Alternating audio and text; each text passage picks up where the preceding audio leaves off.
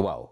President Teka na table stambudde sajja balina abakyala babiri mu district ezenjalo kale Robert Mutebi ne Elix balamu natimu kuliko ne mboze ngati bebitambudde mu mbeera yemu nga tukyali ku nsonga eyo natabaka wa parliament abamba vudemba wa Green Teka yo mukulembeza mu ggwanga la Uganda General Yoweri Kaguta Museveni kiyakoze okusobola okulaba natengo boli ya district ezenjawulo oboliawo zitekebwako obukumi bw'ekitalo Paul Omara nononga yambaka wa otuke mu kikolo gwango lukulu atesa kone Patrick Nsanja nononga wa Ntenjero mu kikolo gwango lukulu yagamba nti yaddegulibwe gutyo omukulembeze kwe nembeere egenda maaso abantu bave bayambibwe mu ngeri ya ewuwe bibiri kutika ekinywa kyenko okusobola okulaba natenga bavunuka embeera eno ekatobe natenga ebitambudde.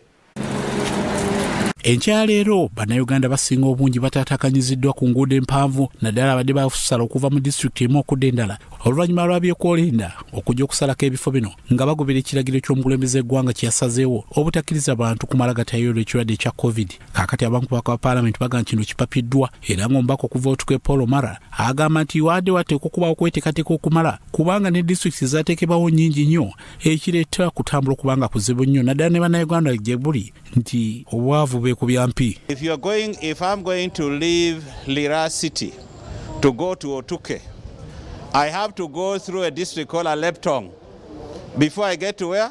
Before I get to Otuke.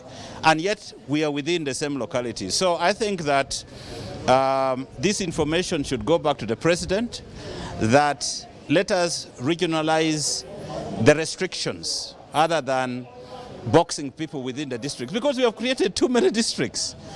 Nzikiriziganya ne president nti obulumi abanayuganda bwe bayitamu mbumanyi naye nzikiriziganya ne president nti tulina okuguma ne tusigalira mu bitundu byaffe gye tuli. Kyokombako okuva ebulambuli Gerard Nangoli naye ategeezezza ng'embeera eno ate gavumenti bwebadde erina okusooka okukakasa nga bannayuganda bafunye ekibazo eri omumwa wadde nga basazeewo kati fanga wano tuze twagala kufunayo amabaluwa tulyoke tutambule kubanga tewala atumanyi omuntu amanyi atilisi bano babaddeko mu parliament bamanyi naye ffe tuli bapya eyo songa lwaki tuze wano tufune amabaluwa tulyoke tutambule tugende tulabe abantu kubanga abantu embeera embi omusana guguno abantu tebalina mmere tebalina kisimanyi kye tugenda okukola.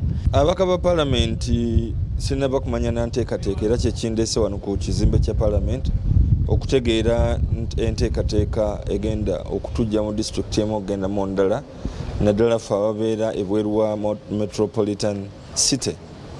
Kakati tuba twetaaga okufuna akatwawule ku bantu abalala nti nga bakulembeze mu byobufuzi tusobola bulungi nnyo okuva wano ne tugenda mu constituencies zaffe. Aye tulina obuzibu kubanga parliament tenasasulayo wadde omubaka wa parliament omu bw'ate 10. Dr. Lume Bayiga omubaka okuva ebuyikwe yalaze okutya ng'agamba nti gavumenti esiri ebadde erina kusooka kuliisa ku basawo naddala bano ab'obwannannyini mu kaseera kano abalabise nga tebannafuna kuyambibwa kwonna naddala okusiigibwa ekirwadde kino. Era nina okweraliikirira nti obulwadde buno ate bugenda kusaanyawo ne ba frontliners abakozi baffe mu private practice. Nakowoola dda gavumenti eno erabe nga abasawo baffe abali mu private practice bafiibwako kugemebwa COVID-19 naye kakati bino byonna bye tuwulira obiraba ddagala ery'okugema 9,000 bye bagemeddwa ate nga bagamba nti no bali baleese eringi okusingawo ebyo ebitweraliikiriza. Kyokumbako okuva Ntenjeru Patrick Nsanja nategeezezza nga gavumenti bwebadde erina okuba n'eddimu ery'okuteekateeka bannayuganda nga tenaba kubassa mu ggalo n'okubagana okutambula. Nga yo yalabirawo kubanga gavumenti eteekeddwa okulaba embeera bw'eba etandise okusajjuka nesobola okuteekateeka abantu baayo naye kati gavumenti teyateekateeka abantu. Pulezidenti yajja omulundi gumu n'agamba nti kino bwe kiti kino bwe kiti kino bwe kiti. Ekyokwogera si kibi kuba naye alina kwasinziira naye okuteekateeka abantu kikulu. Ku Russell TV nze Grace Girinya ne Lyasa Jabi Omunyo.